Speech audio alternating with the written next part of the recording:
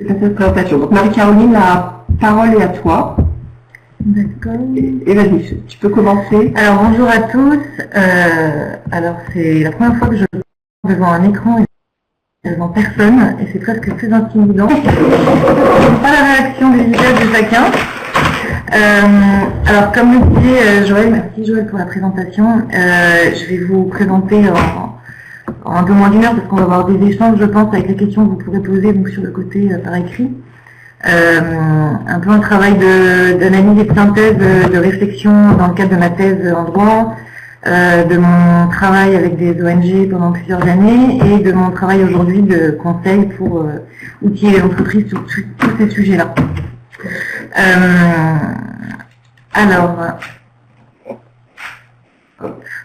Donc dans un premier temps, on va se poser la question de pourquoi un devoir de vigilance.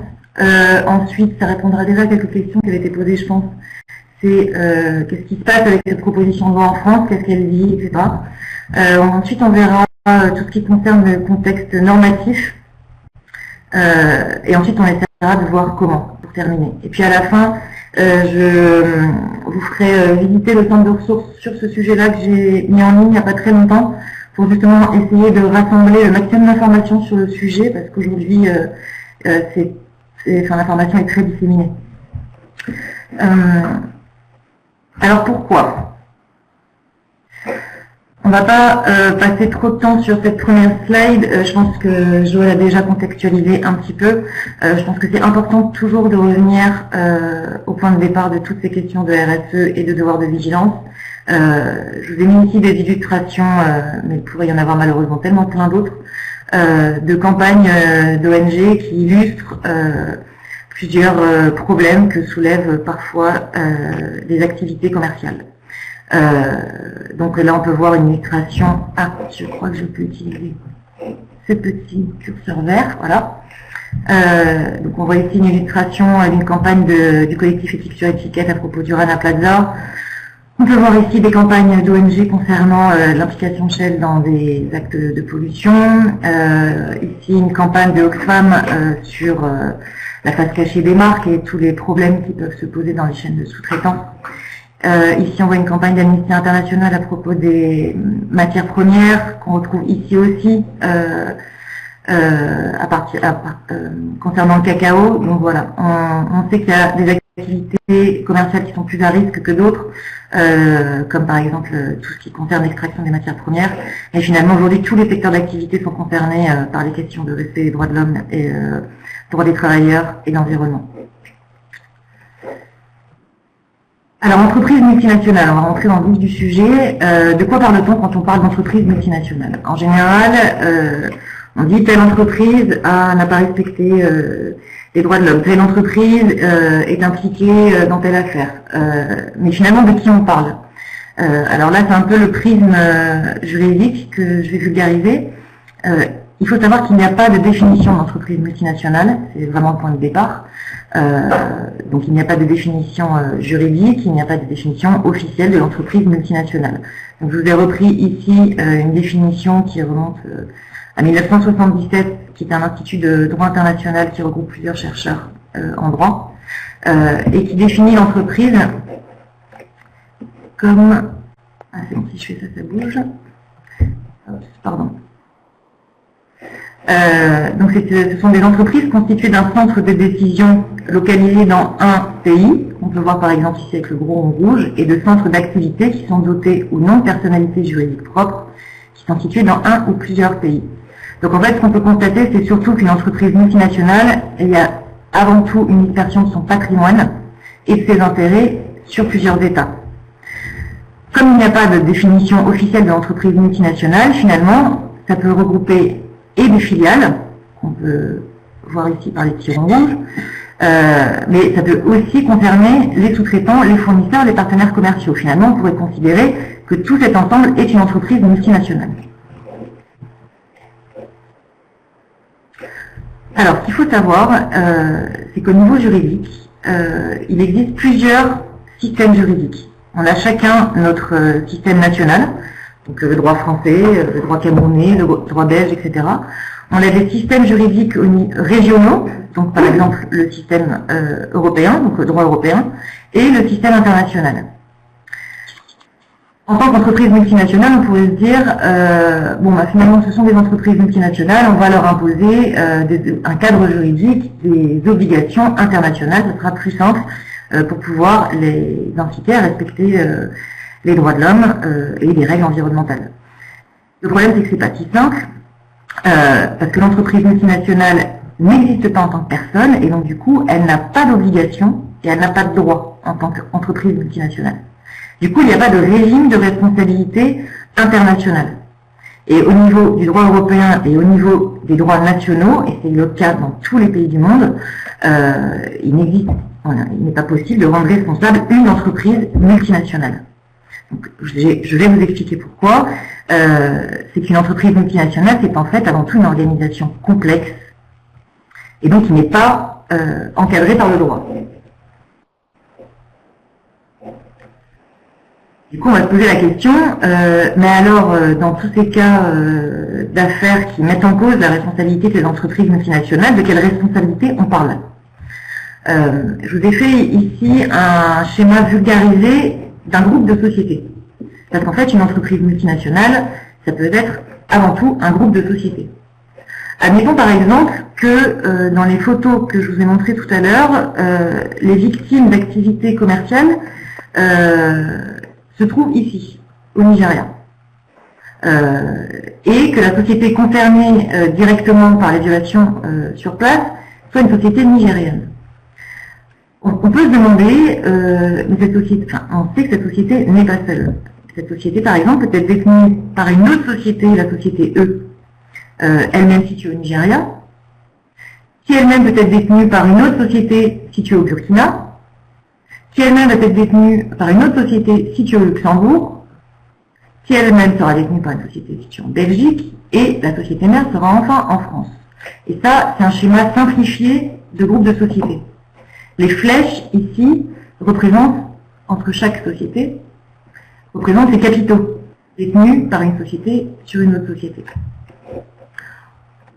Autre possibilité, on peut maintenant imaginer que ces flèches représentent des contrats, et à ce moment-là, on n'est plus dans le cadre d'un groupe de sociétés, mais dans une chaîne de sous-traitance, chaîne de valeur, chaîne d'approvisionnement, etc. Et du coup, ça ne sera plus les mêmes règles juridiques qui s'appliqueront, bien qu'au départ, nous avons le même souci. Mais la chaîne, ensuite, est bien différente.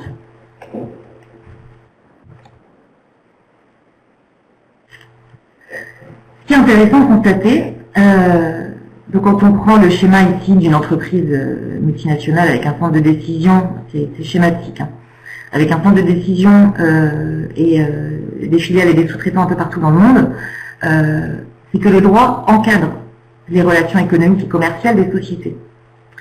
Le droit permet d'organiser ces relations pour tous les aspects commerciaux, droit de la concurrence, droit fiscal, etc. Et quand on y regarde ensuite un peu plus près, on se pose la question, mais quid des droits de l'homme, de l'environnement, du droit du travail? Quels sont les effets de ces relations sur les individus? Le droit ne répond pas à cette question aujourd'hui. Le droit du travail, il commence à y avoir des exceptions au niveau français par exemple, ou au niveau européen, mais sur des aspects bien particuliers, comme par exemple l'existence d'un comité européen. Le fait de créer un comité européen, ça veut dire que le droit a reconnu l'existence de plusieurs entités au sein d'une entreprise et du coup va essayer d'organiser les relations collectives au niveau européen. Donc le droit du travail commence à avancer sur ces sujets-là. Mais au niveau international, les questions ne sont pas réglées.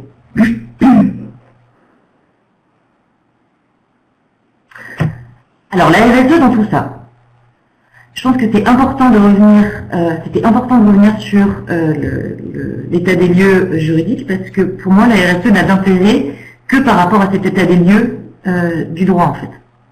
Parce qu'en fait la RSE invite à sortir de cette vision exclusivement économique et commerciale de l'entreprise pour prendre en compte l'organisation de ces relations à travers les relations de pouvoir ou le profit qui peut être tiré de ces relations. Pourquoi je dis ça? c'est-à-dire que d'un côté, on a des règles de droit qui n'imposent pas à une société de surveiller les actions de ses filiales ou ses partenaires commerciaux sur les enjeux extra-économiques, par exemple. Et, à contrario, la RSE, les normes de RSE, j'y reviendrai tout à l'heure, invitent les entreprises à prendre en compte ces relations. Donc finalement, la RSE vient un peu pallier un vide qui est en train d'être petit à petit réceptionné par les règles juridiques.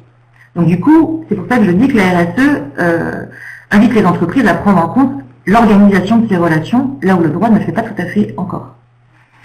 Et elle invite aussi les entreprises à prendre en compte les intérêts extra-économiques dans ces relations et dans les activités de l'entreprise.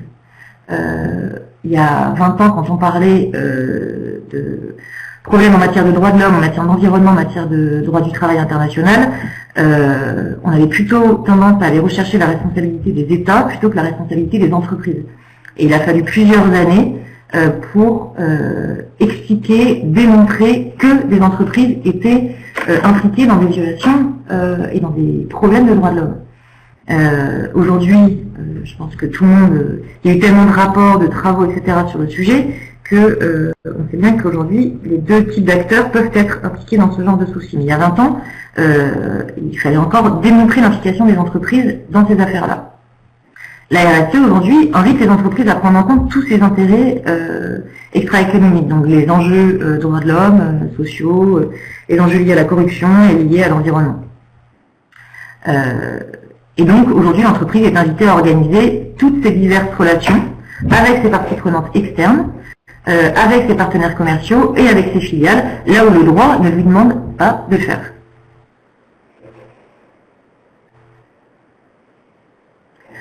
Alors, ce qui est intéressant, c'est de remonter un peu l'histoire et de comprendre qu'il y a eu plusieurs tentatives d'encadrement juridique des entreprises multinationales, EMN, l'acronyme, qu'on appelle aussi entreprises transnationales, mais je ne vais pas rentrer dans le débat terminologique. Quand on revient aux années 70, c'est intéressant de constater qu'il y a eu une résolution du Conseil économique et social, l'ECOSOC, en 1972, qui a créé un groupe d'études sur le rôle et les effets de ce qu'ils appelaient à ce moment-là les STN, les sociétés transnationales. Suite à cette résolution, en 1974, l'Assemblée générale des Nations unies a adopté une résolution sur le nouvel ordre économique international, NOEI, qui est selon moi l'ancêtre du développement durable quand vous allez voir les textes du nouvel ordre économique international. Et dans cette résolution, il y avait une section 5 intitulée « Réglementation et contrôle des sociétés transnationales ». Donc on ne parlait même pas de régulation, je pense que le terme à ce moment-là était très peu utilisé d'ailleurs, mais de réglementation et de contrôle des sociétés transnationales. On était dans une époque, quand on recontextualise un peu, de décolonisation, des administrations qui partaient, mais des entreprises qui restaient. Et certains États se plaignaient à ce moment-là de l'influence de certaines sociétés transnationales. Et c'est dans ce contexte-là, du coup, que cette résolution a été adoptée. A découlé de cette résolution la création d'une commission intergouvernementale sur les sociétés transnationales, qui était rattachée directement au secrétariat général des Nations Unies, qui est quand même le cœur du système des Nations Unies, donc qui montrait que c'était un problème central. Et un centre des Nations Unies DSTN a été chargé de travailler à l'élaboration d'un document pour répondre à cette résolution de réglementer et de contrôler les sociétés transnationales. Très bien. Pendant ce temps, donc le groupe de travail élabore ce texte et en parallèle, 2 ans plus tard, l'Organisation internationale du travail adopte la déclaration tripartite à l'attention des entreprises multinationales, donc texte de droit mou, de soft law. Donc c'est une déclaration, donc c'est des grands principes pour inviter les entreprises multinationales à respecter certains principes en matière de droit du travail. Et un an plus tard, l'OCDE qui adopte les principes directeurs à l'attention des entreprises multinationales, donc qui vise plus largement le droit du travail, mais également la consommation, la concurrence, l'environnement, etc., etc. Ça, c'est dans les années 70. Donc on voit que la problématique remonte à très longtemps, même si à l'époque, on ne parlait pas encore trop de droits de l'homme. Très bien, pendant les années 80, le groupe des Nations Unies travaille sur ce texte. Et puis, pendant mes recherches, je me suis demandé, mais qu'est-ce qui était arrivé de ce texte? Et événement peut-être qui semble anodin, en 92, il y a eu une restructuration du secrétariat général des Nations Unies. Et dans le cadre de cette restructuration, la commission intergouvernementale sur les sociétés transnationales a été transférée à la conférence des Nations Unies sur le commerce et le développement, qui est un organe des Nations Unies, donc beaucoup moins central que le secrétariat général des Nations Unies, ce qui, ça c'est mon interprétation personnelle, à mon sens démontre que ça devenait un sujet moins central. Et le Centre des Nations Unies, DSTN, qui travaille à l'élaboration de ce texte, a été fermé. À ce moment-là, on est dans quel contexte? On est dans le sommet de la Terre de Rio. Sommet de la Terre de Rio, j'ai mis dans une autre couleur parce qu'à ce moment-là, on bascule, selon moi, dans la manière de travailler et d'appréhender les entreprises multinationales. On les voit plus comme des acteurs à encadrer, mais on les voit comme des partenaires dans le développement économique des États. Et donc, à partir de là, on les invite à participer, si elles le souhaitent, au développement et à mettre en œuvre des actions sur le développement durable, etc., etc. Et donc à ce moment-là, vraiment, on ne parle plus de réglementation, de cadre juridique. Les entreprises multinationales sont vues comme des partenaires. On est aussi dans un contexte, que j'ai pas mis là, de signature des accords de Marrakech pour la mise en place de l'OMC, l'Organisation mondiale du commerce, avec toute une logique de libéralisation des échanges et donc moins de contraintes pour pouvoir libérer justement le commerce international. Donc il y a tout ce contexte-là à ce moment-là. Et c'est à ce moment-là, dans ce contexte-là, qu'en 1999, Kofi Annan, alors secrétaire général des Nations Unies, propose le pacte mondial, le Global Compact, des Nations Unies aux entreprises, qui est un pacte, si les entreprises le souhaitent, peuvent adhérer à ce texte, et en signant ce texte, ça veut dire qu'elles s'engagent à respecter 10 principes, dans le domaine des droits de l'homme, de la corruption, de l'environnement, etc. Et donc c'est selon moi, l'un des premiers textes de soft law, de droit mou, qui invite les entreprises finalement à réfléchir à ces enjeux-là pour s'engager dans cette direction. Je vais aller plus vite, parce que je pense que l'histoire récente, vous la connaissez sûrement plus. Quand on passe ensuite aux années 2000, la même année, en 2000, donc un an après la signature du pacte mondial, il y a un mouvement qui commence à s'enclencher en matière de RSE. La déclaration de l'OIT, donc de l'Organisation internationale du travail, sur les entreprises multinationales est révisée à ce moment-là pour y insérer toutes les nouvelles conventions internationales qui avaient été adoptées depuis les années 70. Et la même année, les principes directeurs de l'OCDE sont également révisés pour y créer le mécanisme de règlement des différends qu'on connaît aujourd'hui à l'OCDE, les points de contact nationaux. Un an plus tard, la Commission européenne, dans son livre vert, propose une première définition, entre guillemets, officielle de la RSE, qui dit à ce moment-là, la RSE, c'est la prise en compte des préoccupations sociales et environnementales, prise en compte volontaire, pardon, des préoccupations sociales et environnementales des entreprises. Ça commence un peu on commence à rentrer dans une politique de l'Union européenne sur la RSE, voilà. En 2003,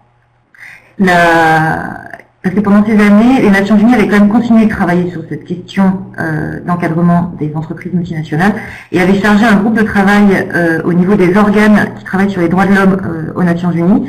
Donc ils avaient confié ce travail à la sous-commission des droits de l'homme des Nations Unies d'élaborer un texte.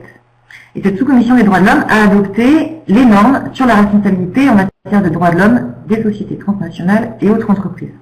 Ce texte, qui était très abouti et très ambitieux au niveau juridique, parce qu'il souhaitait imposer directement des obligations internationales aux entreprises, ce qui posait beaucoup de questions juridiques, n'a pas été validé par son autorité supérieure, qui est devenu le futur Conseil des droits de l'homme. sous prétexte que la sous-commission n'aurait pas eu mandat d'aller aussi loin en fait avec ce texte. Mais les Nations Unies considèrent que c'est quand même un sujet à traiter, et en 2005, le représentant spécial John Ruggie est mandaté pour travailler sur la question des droits de l'homme et des sociétés transnationales. Donc continuer encore ce travail. On passe ensuite aux années 2010. Et là, le mouvement s'accélère. En 2010, il y a l'ISO 26 qui est adopté sur la RSE. Le travail de John Ruggie, donc du représentant spécial qui avait démarré en 2005, aboutit en 2011 avec l'adoption des principes directeurs des Nations Unies à l'attention des entreprises en matière de droits de l'homme.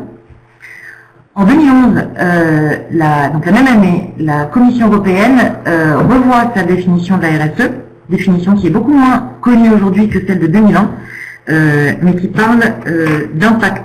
Les entreprises, si elles sont responsables, doivent prendre en compte les impacts de leurs activités, prendre en compte, écouter ces parties prenantes, etc. Donc la définition de la RSE à ce moment-là, en 2011, de la Commission européenne est beaucoup plus ambitieuse que celle de 2001. Et s'aligne finalement sur les deux textes qui viennent d'être adoptés, donc l'ISO 26000 et les principes directeurs de 2011. Et en 2011, les principes directeurs de l'OCDE sont une nouvelle fois révisés pour y insérer la question des droits de l'homme. Et donc en 2010, les droits de l'homme font partie intégrante de toutes les normes, de tout ce cadre international sur la RSE. Et enfin, en 2014, une résolution du Conseil des droits de l'homme des Nations Unies qui a été adoptée et qui vise à créer un groupe de travail intergouvernemental chargé d'élaborer un instrument international juridiquement contraignant. Donc vous voyez que ce texte-là est en fait le fruit d'une longue histoire au sein des Nations Unies pour créer un cadre juridique des entreprises. En 2014, la même année, le Conseil de l'Europe adopte une recommandation pour mettre en œuvre les principes directeurs des Nations Unies. En 2014, il y a une directive de l'Union européenne pour pour demander aux États de légiférer en matière de publication d'informations sur les mesures de diligence raisonnable. Et en 2014, une proposition de loi en France sur le devoir de vigilance. Si on fait une synthèse de ces tentatives d'encadrement des entreprises multinationales, on réalise que dans les années 70, on était dans un état d'esprit de tenter d'encadrer de manière contraignante les entreprises. On parlait de réglementation. Dans les années 90, et quand on voit le contexte politique et économique de l'époque, on peut le comprendre, les sociétés transnationales sont plus invitées à participer au développement, mais dans un contexte de libéralisation des échanges. Sachant qu'à l'époque, il n'y avait pas autant de multinationales et de filiales et de sous-traitance qu'aujourd'hui.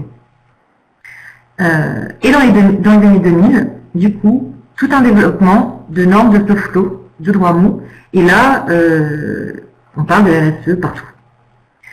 La question maintenant, c'est dans les années 2010 et maintenant 2016, est-ce qu'on est en train de passer dans une phase de transition et d'aller vers un cadre mixte qui mixerait des normes contraignantes et des normes de soft law, ou est-ce qu'on va aller vers la confirmation de plus de soft law, plus de soft law? On voit quand même depuis 2014-2016 qu'il y a de plus en plus, avec ce devoir de vigilance, en fait, l'accent est mis sur les droits de l'homme et le droit réceptionne peu à peu toutes ces normes. Et donc, mon analyse personnelle, c'est qu'on est plutôt en train d'aller vers la construction d'un cadre hybride entre des normes de soft law et des normes de hard law, donc de droit dur. Parce que finalement, quand on regarde, je vous ai présenté l'évolution du cadre juridique, des normes en matière de soft law, de RSE, qui viennent des États. Mais il y a aussi toutes les normes qui viennent des entreprises, les codes de conduite par exemple, les labels, toutes les choses que les entreprises peuvent inventer même, et qui ne sont peut-être pas encore inventées ou créées en matière de responsabilité sociétale. Et puis à côté, il y a des outils en provenance d'acteurs privés, par exemple la GRI, la Global Reporting Initiative, c'est un outil pour aider les entreprises à mettre en place des rapports. L'ISO 26000, c'est pas une norme publique, c'est un organe privé, l'ISO 26000, et du coup c'est pour ça que je mets dans la catégorie des outils. finalement, c'est toutes ces normes qui vont, dont il va falloir aujourd'hui s'inspirer pour construire des plans de vigilance et pour surtout comprendre ce devoir de vigilance. Je pense que vraiment, le devoir de vigilance s'inscrit dans ce cadre-là et que c'est important d'avoir en tête toutes ces sources-là pour voir qu'on ne sort pas de nulle part et que c'est pas quelque chose de nouveau qui apparaît, c'est vraiment dans une suite logique et dans la continuité d'une histoire qui vise à trouver un juste milieu entre, d'un côté, des échanges économiques, commerciaux, et d'un autre, une demande de plus en plus pressante que ce business se fasse de manière responsable.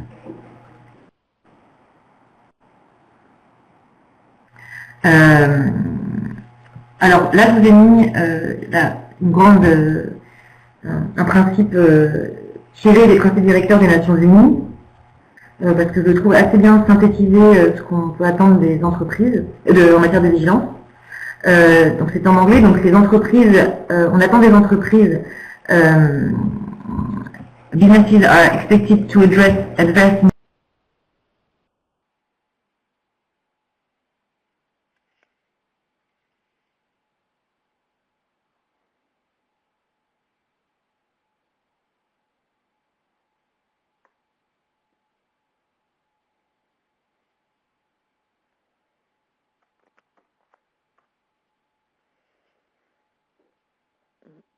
Joël, je pense qu'on a perdu le son en fait.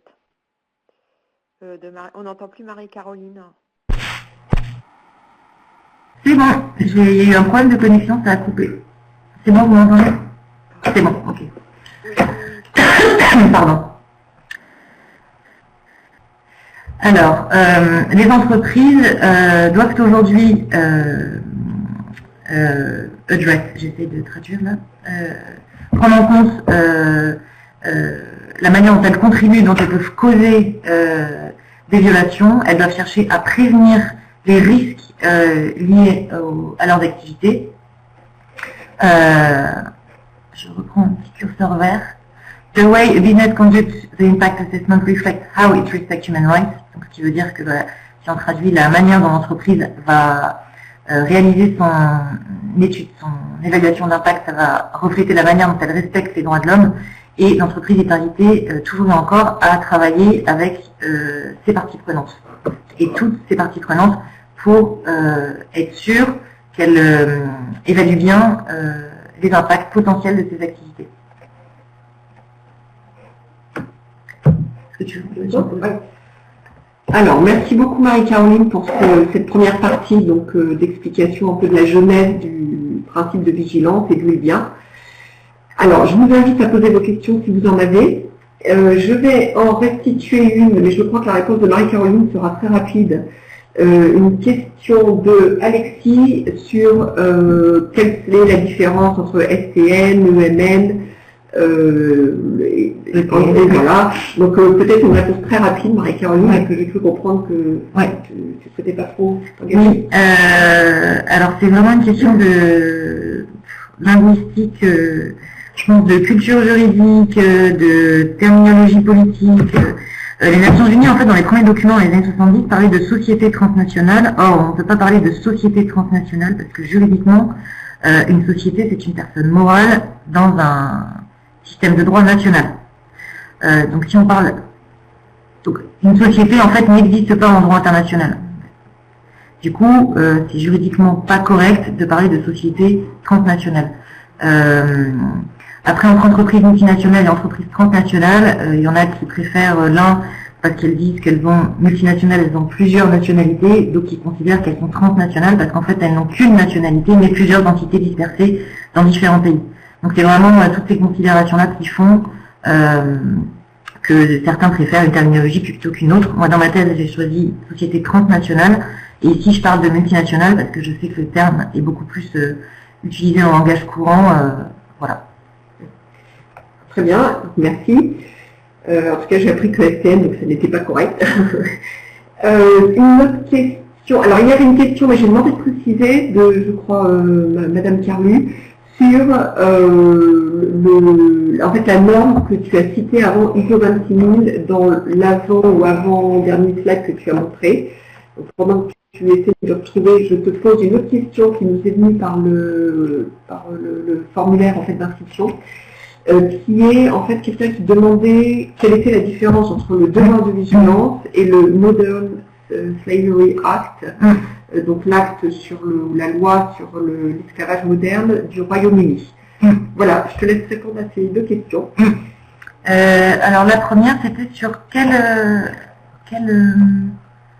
sur ce... Hop, juste après. 2 slides après, je pense. Juste après, disons encore, tu m'as dit. Je pense encore après, parce que tu parlais en fait que tu classais l'ISO 26000 dans des outils plutôt que des normes. Oui. Voilà. Donc c'est un outil, voilà, c'est ça. Oui, pour moi il s'agit d'un outil, mais c'est vraiment avec mon prisme de juriste que je le catégorise comme tel. C'est-à-dire que vu qu'il est issu d'un consensus issu de de toutes les parties prenantes qui travaillent sur ces questions-là, et du coup, c'est pas une norme élaborée par une autorité étatique ou une organisation internationale. Donc du coup, c'est pas ce qu'on pourrait qualifier de norme publique. Ça vient d'un organisme privé, d'ISO. Du coup, c'est pour ça que je parle d'outils. Mais tu parlais, en fait, tu as cité en même temps que ISO 26000, justement, un autre outil qui était a priori un label. Ah oui, c'est que les entreprises peuvent faire des labels, peuvent utiliser des labels, et ça, ça va être d'autres outils qui sont mis à la disposition des entreprises pour évaluer la mise en œuvre de leur politique de RSE. D'accord, donc très bien, merci. Alors sur la loi contre l'esclavage moderne au Royaume-Uni, par rapport au devoir de vigilance.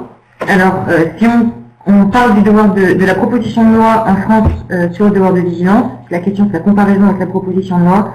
La UK Slavery Act, elle a été adoptée en 2014 en Angleterre, et il s'agit de demander aux entreprises de faire une déclaration, de publier une déclaration annuelle sur les mesures qu'elles prennent pour s'assurer qu'il n'y a pas de travail forcé et de trafic humain dans le cadre de leurs activités. Il n'y a aucune obligation dans cet acte de mettre en place des plans de vigilance ou de mettre en place des processus le long de leur supply chain, par exemple, pour cela. Donc il s'agit d'une déclaration. Et les entreprises peuvent ne rien mettre en place, par contre elles seront obligées d'expliquer pourquoi elles ne l'ont pas fait, et est-ce que c'est des questions de concurrence, des questions ou autres questions. Donc en fait, elles doivent faire une déclaration. Il y a les critiques qu'il y a sur ce texte, c'est qu'on est encore dans une question de transparence, de droit à l'information, mais pas de droits nouveaux pour les victimes de ces activités-là. Ça ne garantit pas le respect des droits de l'homme. Mais ça a la vertu, en tout cas, pour les entreprises, de s'interroger sur ces questions-là, de se questionner et de réfléchir à est-ce qu'il faut mettre en place des choses ou pas dans nos process, est-ce qu'on s'est déjà posé ces questions-là de travail forcé dans nos chaînes de sous-traitance ou pas. Donc ça a vraiment cette vertu d'être un peu un chef de locomotive. Voilà. Et l'autre différence, c'est que ça se limite au sujet du travail forcé et du trafic d'êtres humains, alors que le devoir de vigilance va beaucoup plus loin. Il est beaucoup plus large, il vise les droits fondamentaux, l'environnement, la santé, la corruption. Il ne vise pas qu'une déclaration d'information, mais vise la mise en place de plans de vigilance, en tout cas dans la version de l'Assemblée nationale, on verra ça tout à l'heure. Donc voilà. Très bien, merci, très clair. Alors, je vais peut-être reprendre la remarque d'Evelyne Picheneau qui disait qu'une centaine d'entreprises multinationales, je suis perdue aussi dans les acronymes, des entreprises, donc d'entreprises multinationales ont signé des accords mondiaux de groupes négociés avec donc des fédérations syndicales mondiales. Donc elle se demandait si ça constitue un élément d'obligation. Peut-être tu peux amener une précision là-dessus. Et aussi, Evelyne demandait quel est le contenu de ces ACI ou accords cadres internationaux sur les droits humains. Donc je te laisse répondre, Marie-Caroline, et après tu pourras peut-être continuer ta présentation, on regardera la suite des questions pour la fin. Merci. Alors effectivement, pour ceux qui ne connaissent pas, certaines entreprises multinationales ont signé des accords cadres internationaux avec des fédérations syndicales internationales. Donc, à la différence d'un code de conduite qui est élaboré de manière unilatérale par la direction d'une entreprise, les accords cadres internationaux sont négociés avec donc, des organisations syndicales, ce qui leur donne plus de poids évidemment, puisqu'ensuite les organisations syndicales vont veiller au grain pour la mise en œuvre de ces accords. En général, dans ces accords, on retrouve surtout, donc le premier, je crois que c'était en 95, je crois que c'était, je ne veux pas dire de bêtises, peut-être que c'était une entreprise française, il me semble, qui, au départ, c'était vraiment pour s'assurer du respect des droits des travailleurs dans toute l'organisation de l'entreprise, donc au niveau mondial. Et petit à petit, en fait, il y a de plus en plus d'accords cadres qui ont pris en compte aussi les chaînes de sous-traitance sur certains sujets. Et on peut voir aujourd'hui certains accords cadres qui prennent en compte le respect des droits de l'homme, et parfois même l'environnement. Mais ça, c'est vraiment fruit des négociations entre une entreprise et une organisation syndicale. Du coup, ça varie d'un accord cadre à un autre, en fait. Et aujourd'hui, ces accords n'ont aucune force juridique, donc ça reste, c'est-à-dire qu'on ne peut pas les faire valoir devant un juge national, ni international d'ailleurs, donc on les qualifie de normes de soft law.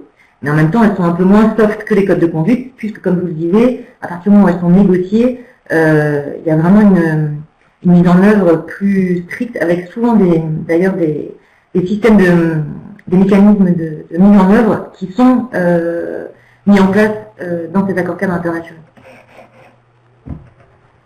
Très bien. Je te propose peut-être de continuer et on reprendra des questions à la fin, mais le passe. Alors, j'ai tellement de choses à dire et j'ai un quart d'heure. Alors, proposition de loi en France. De quoi parle-t-on? Alors, pour ceux qui ne le sauraient pas, parce qu'il y a des gens qui viennent un peu de plusieurs pays, il y a eu en 2013 une première proposition de loi qui a été déposée à l'Assemblée nationale pour créer une obligation, donc un devoir de vigilance qui découlait vraiment, qui s'inspirait des principes directeurs des Nations Unies, et créer un régime de responsabilité civile et pénale, et créer un régime de responsabilité civile et pénale des entreprises par rapport à cette obligation de vigilance. Cette proposition de loi a été beaucoup critiquée, du coup elle a été abandonnée et une nouvelle proposition de loi a été à nouveau déposée en 2015, 2 ans après, donc relative au devoir de vigilance des sociétés mères et des entreprises donneuses d'ordre, et à ce moment-là on a commencé à parler de plan de vigilance. Cette première proposition de loi a été adoptée, cette deuxième proposition de loi a été adoptée par l'Assemblée nationale en première lecture en mars 2015, complètement rejetée en novembre 2015 par le Sénat, à nouveau adoptée par l'Assemblée nationale en mars dernier, et le 13 octobre dernier, le Sénat l'a adoptée en deuxième lecture. Mais on va voir qu'elle l'a adoptée en la modifiant complètement et en créant finalement, en renforçant l'obligation de reporting des entreprises, qui perd complètement l'état d'esprit initial de cette proposition de loi. Je pense que c'est intéressant de voir j'ai mis un extrait des motifs de cette proposition de loi, donc PPL, dans l'encadré bleu. Il est attendu des sociétés qu'elles identifient les risques qu'elles font courir de par leurs activités, plus seulement à elles-mêmes, mais à autrui et aux écosystèmes, et qu'elles prennent les mesures raisonnablement en leur pouvoir pour les éviter. Donc ce qui est intéressant, c'est que on peut voir en fait dans ce petit paragraphe une logique de la prévention du risque qui est différente. On ne demande plus à l'entreprise de surveiller les risques qui vont être créés de l'extérieur vers elle. Donc là, la question, c'est pas quels sont les risques créés à l'entreprise, mais quels sont les risques créés par l'entreprise. C'est ça qu'on demande quand on dit aux entreprises, il faut qu'elles identifient les risques qu'elles font courir de par leurs activités, plus seulement à elles-mêmes, mais à autrui et aux écosystèmes. Donc du coup, ça change aussi la logique d'évaluation des risques qu'on peut avoir de manière classique dans les entreprises. Et donc ensuite, il est dit, ce plan de vigilance devra comporter les mesures raisonnables propres à prévenir les atteintes et les risques qui auront été préalablement identifiés. Donc en bref, la proposition de loi initiale, dans un article premier, crée une obligation pour certaines sociétés de prévoir un plan de vigilance, donc à visée préventive, pour prévenir les risques liés à leurs activités. Et dans un article 2, il y a des questions sont concernées les modalités d'engagement de la responsabilité des sociétés si jamais elles manquent à cette obligation.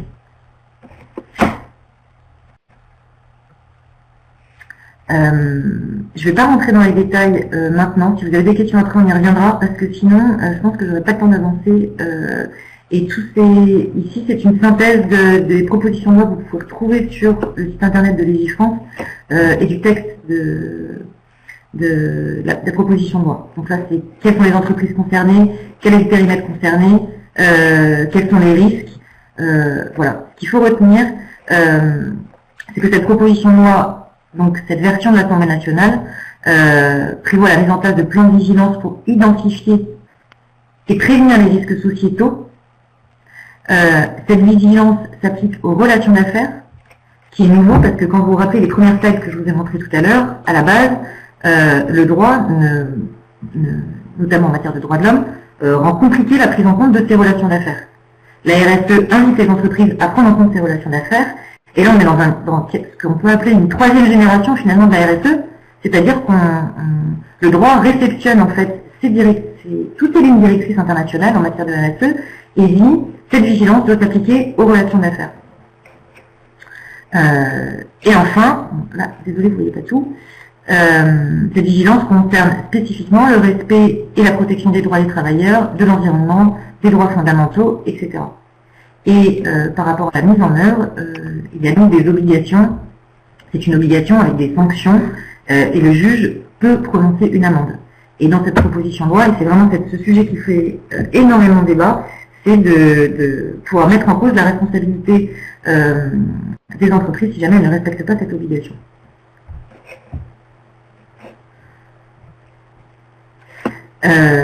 Alors pour l'instant, à l'heure actuelle, il n'y a pas encore de détails sur la mise en œuvre, sur la manière de mettre en place ces plans de vigilance, mais dans l'énoncé de cette proposition de loi, il y a quand même plusieurs indices. Les plans de vigilance, par exemple, devraient contenir une cartographie des risques pays par pays. Il pourrait y avoir des procédures d'alerte et des mesures de protection des lanceurs d'alerte adoptées par les entreprises. Il pourrait y avoir des audits sociaux et environnementaux à tous les niveaux de la chaîne de valeur. L'entreprise serait invitée à adhérer à des initiatives sectorielles et des référentiels internationaux, ce que la majorité des grandes entreprises ont fait aujourd'hui. Les entreprises seraient invitées, enfin c'est obligé de mettre en place des mesures de prévention dans leur chaîne de valeur. Il y aurait des mesures d'information et de consultation des organisations syndicales à faire, des formations des salariés, etc. etc. Toutes ces mesures, finalement, certaines entreprises le font déjà dans leur politique de RSE, certaines vont plus loin que d'autres. Certaines le font dans d'autres départements, comme par exemple les départements risque, compliance, achat, etc. Et il y a, je pense, certains outils qui existent déjà dans les entreprises, certains process qui pourraient du coup être adaptés à ces nouveaux dispositifs, à ces nouvelles obligations. Quand on regarde la version du Sénat qui a été adoptée le 13 octobre dernier, ce qu'il faut retenir, c'est que ça renforce en fait l'obligation de reporting extra-financier, et qu'en fait, quand on lit le rapport du Sénat du 13 octobre, il y a vraiment un souhait de s'aligner sur la directive européenne dont je vous ai parlé tout à l'heure, sur le reporting de 2014, puisque la France va devoir transposer cette directive, et on sent vraiment que le Sénat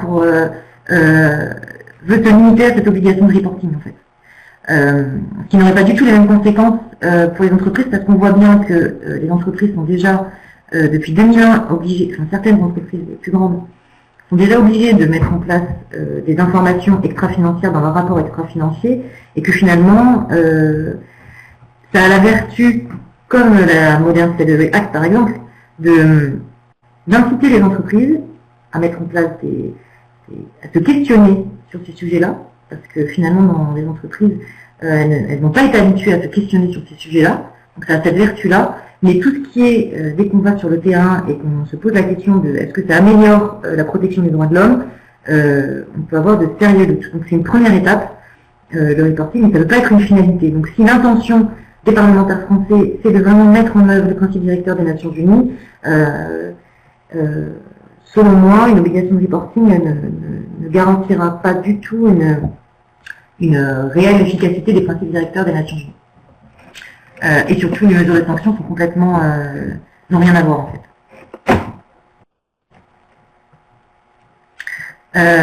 Dans quel contexte normatif on se place? Parce qu'on tourne beaucoup autour de la proposition de loi en France.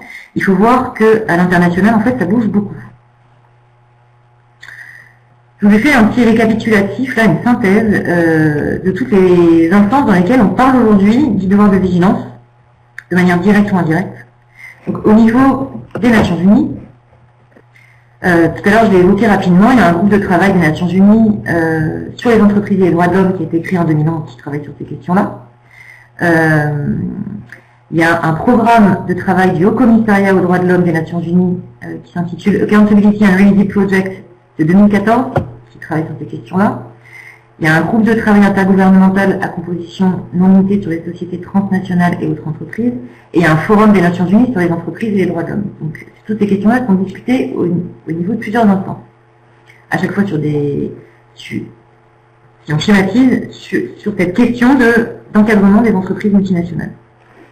Au niveau de l'OIT, l'Organisation internationale du travail, donc il y a eu un groupe de travail ad hoc pour étudier les évolutions de la déclaration tripartite à la lumière des principes directeurs des Nations Unies qui a été constituée en 2016. Et en juin dernier, il a été tenue la 105e conférence internationale du travail. Et l'une des questions centrales, c'était celle du travail décent dans les chaînes d'approvisionnement mondiales. Dans la déclaration finale, il est bien fait référence aux principes directeurs des Nations Unies, l'OIT demandant à ce que justement cette diligence régionale, ou je ne sais plus quelle terminologie ils utilisent dans ce texte-là, soit prise en compte. Au niveau de l'OCDE, il y a plusieurs groupes sectoriels qui travaillent sur l'élaboration de guides pour accompagner les entreprises à mettre en place des process sur tous ces sujets-là.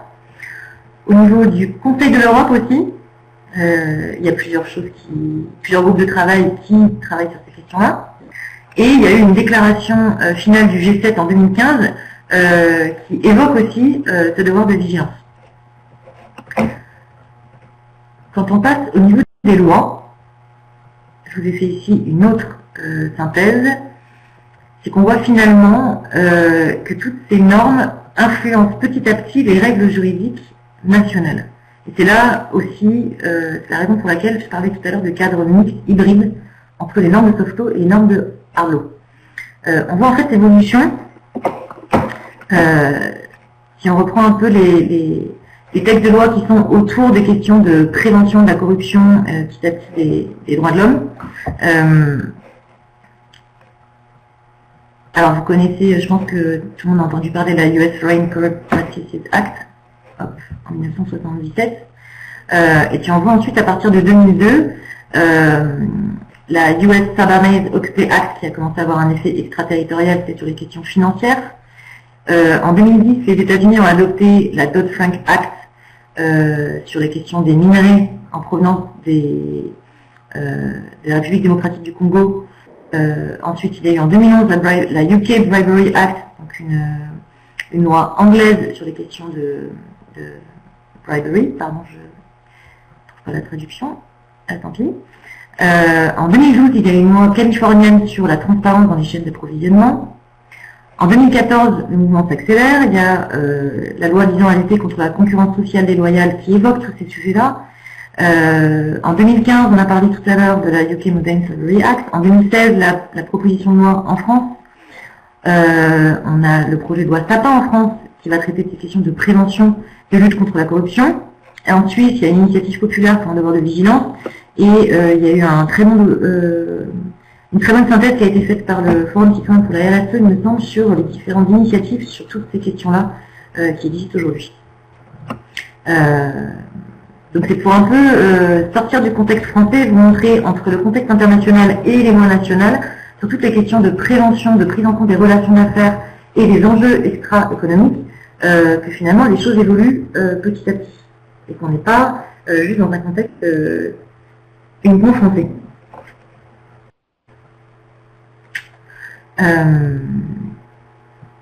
Alors là, vu qu'il reste 5 minutes, je voudrais juste vous montrer qu'en fait, alors certaines entreprises sont perdues en se disant mais c'est quoi un plan de vigilance, qu'est-ce qu'il va falloir encore mettre en place comme process, on ne sait pas par où commencer, etc. Quand on commence à recenser tout ce qui existe pour accompagner les entreprises sur ces sujets-là, en fait, on se rend compte qu'il y a beaucoup de guides qui traitent de sujets particuliers. Alors j'ai perdu ma souris verte pour vous montrer. Voilà. Il y a par exemple des outils, comme j'évoquais tout à l'heure, pour aider les entreprises à faire des rapports. Il y a des guides spécifiques, là par exemple, sur les questions foncières et sécurité alimentaire. Il y a des guides spécifiques sur le textile, sur les minerais, sur l'esclavage. Il y a de plus en plus de guides en fait qui sont élaborés aujourd'hui par des instances publiques, des instances privées, par des entreprises, par des ONG, pour accompagner les entreprises dans cette direction en fait.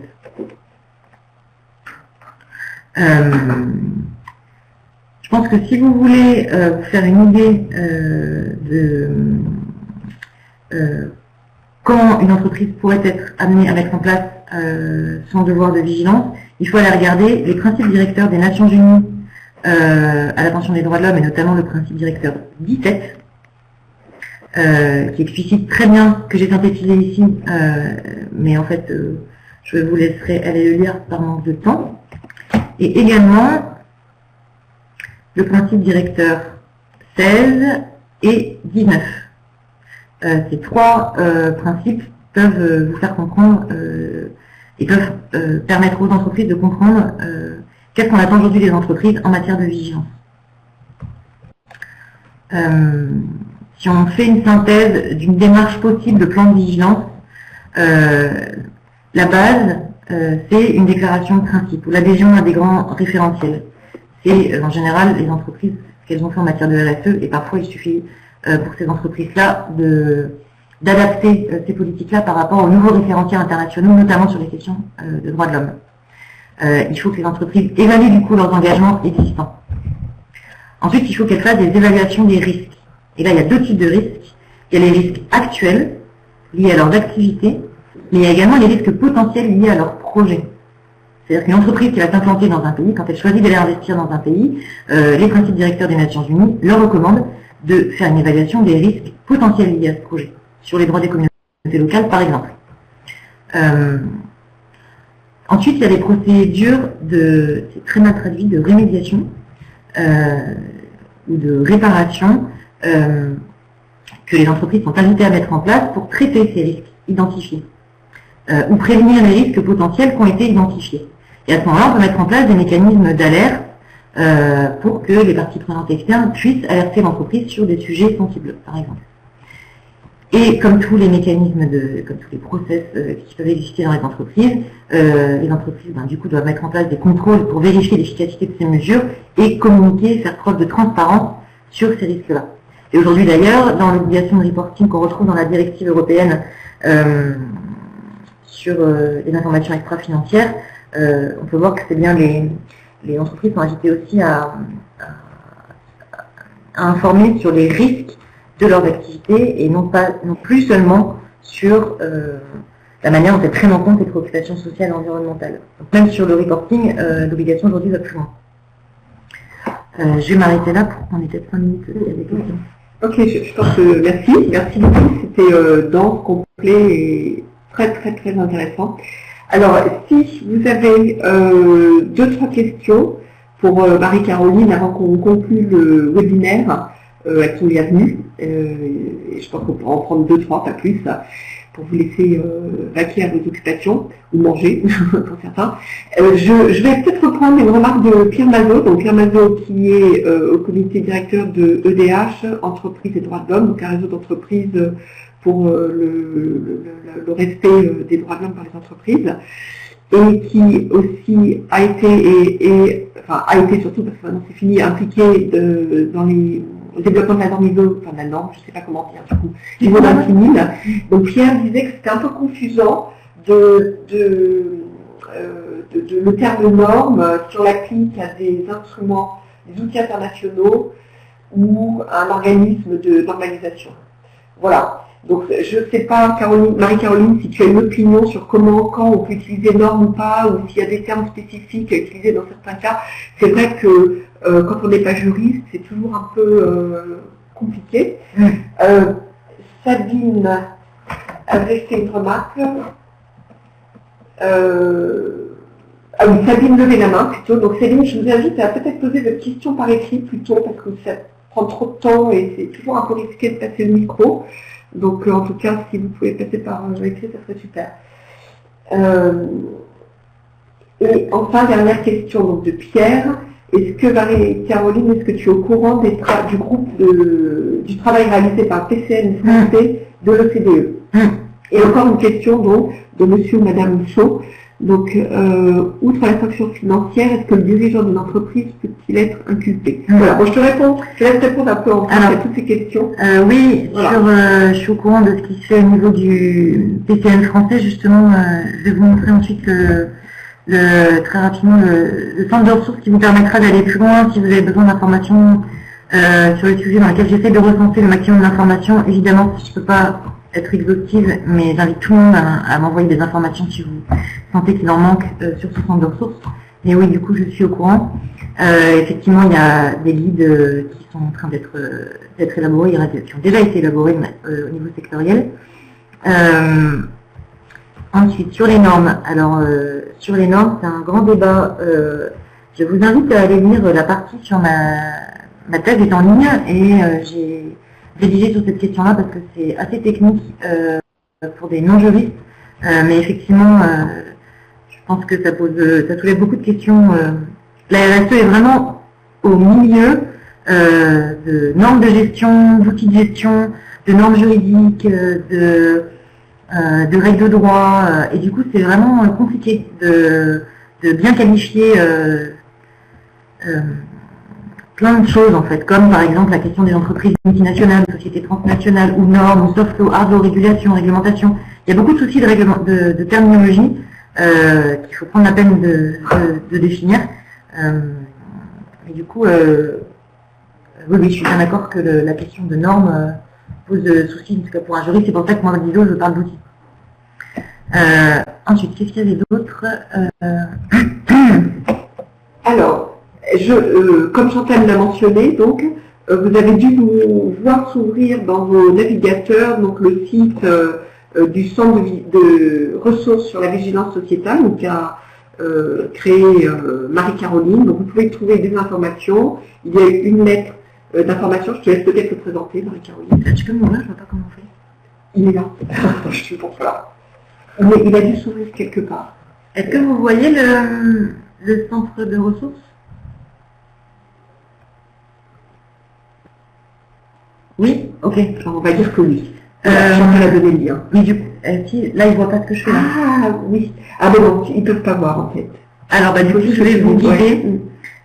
L'idée de ce centre de ressources, pardon, c'était en fait, après ma thèse l'année dernière, de me dire, mais en fait, j'ai tellement d'informations, elle est tellement disparate, et même en élaborant ce centre de ressources, en essayant de récolter l'information, j'ai continué de découvrir des choses en fait, et des travaux de ce qui sont à droite et à gauche.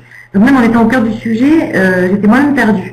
Donc l'idée, c'est d'abord essayer de me simplifier les choses pour moi, et du coup d'essayer de les rendre accessibles pour tout le monde. Et l'idée, c'est vraiment que ce soit un outil de travail pour tous les gens qui travaillent sur ces questions-là. Du coup, vous avez des fiches synthétiques dans la première partie qui s'appelle État des lieux, avec des liens, voilà, qui reprend une synthèse un peu de ce que je viens de vous dire. Dans la rubrique actualité, on essaye de recenser régulièrement les actualités sur le sujet du devoir de vigilance et du principe de vigilance. Et donc de ne pas, c'est très dur parfois, mais de tout ce qui concerne la RSE, de ne pas trop le recenser. Le cadre normatif, dans le cadre normatif, vous avez une synthèse de ce qui se passe au niveau international, européen et national. C'est pas encore exhaustif, pour l'instant c'est qu'un début. Voilà. Au niveau des enjeux, l'idée dans cette partie-là, c'est de recenser les rapports des campagnes des ONG sur ces questions-là, toutes celles qui mettent en cause justement l'absence de vigilance de la part des entreprises pour bien comprendre où est-ce que les entreprises pourraient améliorer leurs pratiques et comment, parce qu'il y a souvent des recommandations dans ces rapports qui permettraient qui pourraient faire avancer les entreprises. Et dans la partie guide et outils, vous avez un recensement des guides qui existent sur ces sujets-là. Pareil, je ne prétends pas l'exhaustivité, et s'il en manque, je vous invite avec plaisir à me les envoyer, parce que l'idée de ce site, c'est vraiment qu'il soit participatif et que le maximum de personnes puissent s'en servir comme outil de travail. Voilà. Et dans la partie documentation, vous avez plus un recensement de documentation de rapports officiels ou d'articles universitaires ou d'ouvrages universitaires sur le sujet. Donc l'idée, c'est vraiment de faciliter le travail de tous les acteurs sur ces questions-là. La partie entreprise verra le jour dans quelques mois parce qu'elle est beaucoup plus ambitieuse, et l'idée, c'est justement de synthétiser ce que font les entreprises en matière de plan de vigilance. Voilà. Ok, alors très bien.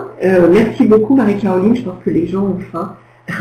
Donc on va juste peut-être te demander sur un cas pratique de commenter sur en fait ce que proposait, je crois que c'est madame, je suis désolée si je me trompe, Loué, donc sur en fait la décision du tribunal de Dortmund à propos donc d'un drame qui s'est passé au Pakistan. Voilà, et qui... Alors, je te laisse commenter. Les gens je suis en train de lire. L'atteinte accuse l'entreprise allemande de violation des droits humains dans la chaîne de sous-traitance, pointant sa responsabilité dans l'incendie survenu en 2012 dans l'usine de cette usine de sous-traitance à Karachi, le clinique où a tué 60 ouvriers. Cette décision de la justice allemande est une première. Le tribunal a même décidé de prendre en charge les frais de justice des cas pakistanais. Pouvez-vous commenter brièvement sans s'attendre à ce type de cas en France? Alors effectivement, je m'étais mis de côté ce cas pour l'étudier plus en détail. Merci de me le rappeler. Je pense qu'il y aura de plus en plus de cas comme ça, notamment le fait que le tribunal... Alors j'ai pas vu cette décision, donc là je me fie juste à ce que vous avez dit. Si le tribunal s'est déclaré compétent, toutes les questions de compétence des juridictions, donc des juges en Europe, sont soumis à ces règles-là sont soumises à une réglementation européenne, un règlement européen. Du coup, la règle qu'a appliquée le juge allemand pour se reconnaître compétent serait la même qu'appliquerait un juge français pour se reconnaître compétent dans un cas pareil. Et il y avait également eu un cas similaire aux Pays-Bas, dans un cas mettant en cause Shell. Donc oui, moi je pense qu'il va y avoir de plus en plus d'affaires comme ça. Le fait que les juges se déclarent compétents, ça veut dire qu'on commence à avoir on peut commencer à avoir des jurisprudences sur ces sujets-là, soit dans le sens positif, c'est-à-dire que les juges vont pouvoir, entre guillemets, jouer avec les règles de droit existantes pour essayer de bricoler des solutions pour remonter les responsabilités quand responsabilité il doit y avoir. Et qu'est-ce que je voulais dire? Oui, pardon. Et si jamais les juges se déclarent compétents, mais que les règles juridiques ne permettent pas de remonter la chaîne des responsabilités, parce que c'est l'enjeu juridique qui est là, en fait, c'est vraiment comment remonter la chaîne de responsabilité, ça permettra au moins de démontrer les obstacles juridiques pour peut-être passer outre et trouver des solutions juridiques. Mais évidemment qu'il va y avoir de plus en plus et il y a de toute façon de plus en plus d'affaires qui sont portées devant les tribunaux depuis ces dernières années. Et voilà. Eh bien, écoutez, merci. Je propose, comme on a déjà dépassé un peu le temps, donc on va en arrêter là. On pourrait continuer, je pense, des heures, fatuellement, et c'est vraiment très très